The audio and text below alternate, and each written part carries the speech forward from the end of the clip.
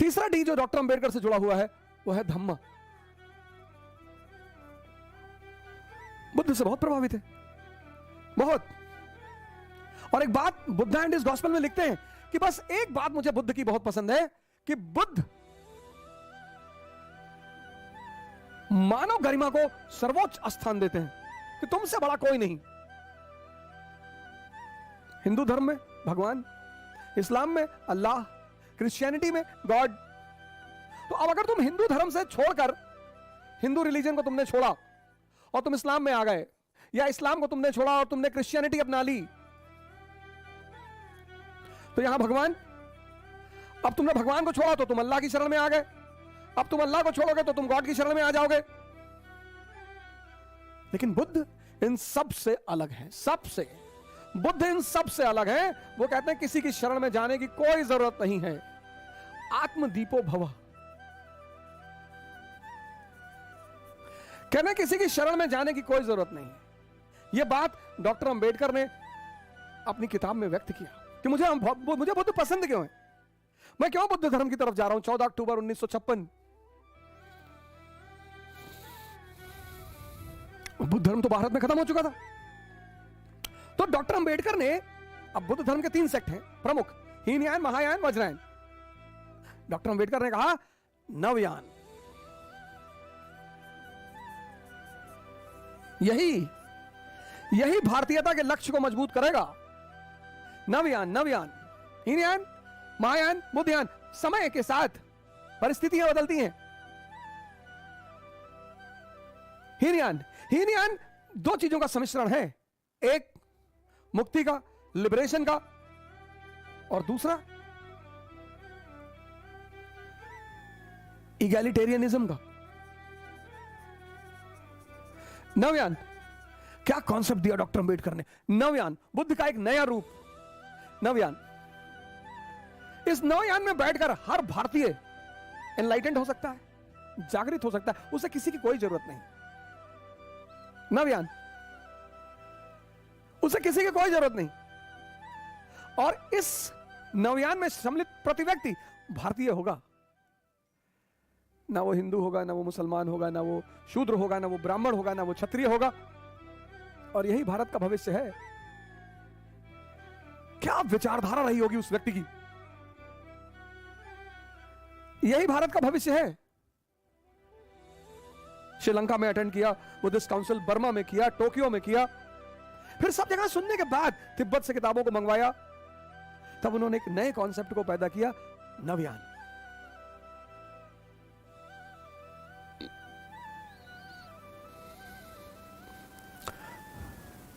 तुम अंबेडकर से अगर नफरत करते हो, इसका मतलब तुम अंबेडकर को जानते ही नहीं। और अंबेडकर का तो एक ही नारा है, तो धम्मा। और चौथी बात, चौथा डी बहुत बड़ा, डेमोक्रेसी।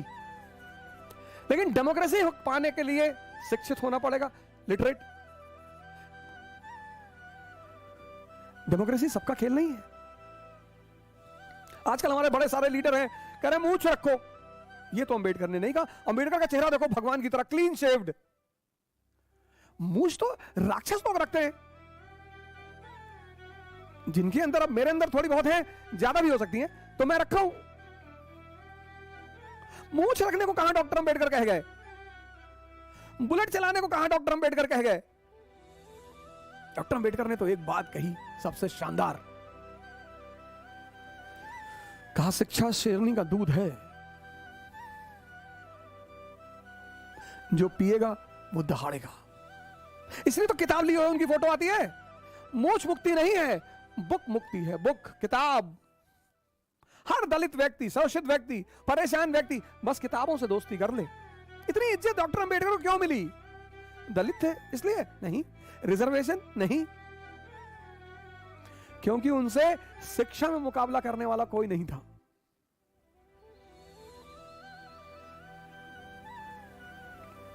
आज तो जो सो कॉल्ड निम्न जाति के लोग खुद को प्राउड फील करते हैं, अपने जाति को बुलाना नहीं। अंबेडकर तुम्हें ब्राह्मण बनाना चाहते हैं। ब्राह्मण मतलब ज्ञानी, और ज्ञान से सम्मान है। ब्राह्मण मतलब जाति नहीं, शुक्ला तिवारी मिश्रा पांडे ये नहीं, ब्राह्मण मतलब ज्ञानी। और ज्ञान का ही तो सम्मान है और ज्ञान का ही तो फल है। अब कोई शूद्र जो है निम्न जाति का, वो अगर 50 ब्राह्मण और ठाकुर और सवर्णों के बीच खड़ा है और वेद पे बोल रहा है, पुराण पे बोल रहा है, उपनिषद पे बोल रहा है, सजदा कर जाएंगे लोग, हाथ जोड़ लेंगे। क्या रहे रे भैया, ये है मंत्र, ये किताब मंत्र है, किताब।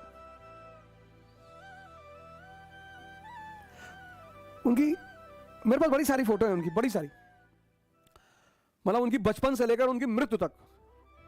न्यूयॉर्क में जो उनके साथ उनके जो दोस्त थे नवल जिनके साथ रहते थे, और उनकी बड़ी सारी फोटोग्राफ्स मेरे पास हैं। एक तो हमारे मित्र हैं यूडी सनी, महाराष्ट्र से, इकरा के फाउंडर भी हैं, उन्होंने मुझे एक फोटो गिफ्ट की थी जिसमें उनकी बहुत सारी डिग्रीज हैं। अंबेडकर का ये 4D इस देश को बचाएगा। पहला, दलित, जो भी शोषित हैं, दमित हैं, उनको जागना पड़ेगा। दूसरा D, डिग्निटी पैदा करो अपने अंदर। प्रधान देख लिए गांव का, जाके पैर छू ले रहे हो, भैया तुमको खाना दे रहा है यार।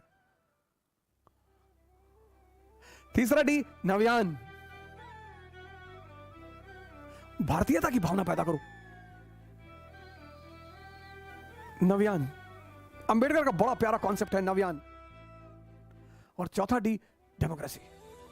और डेमोक्रेसी का आधार स्तंभ है एजुकेशन।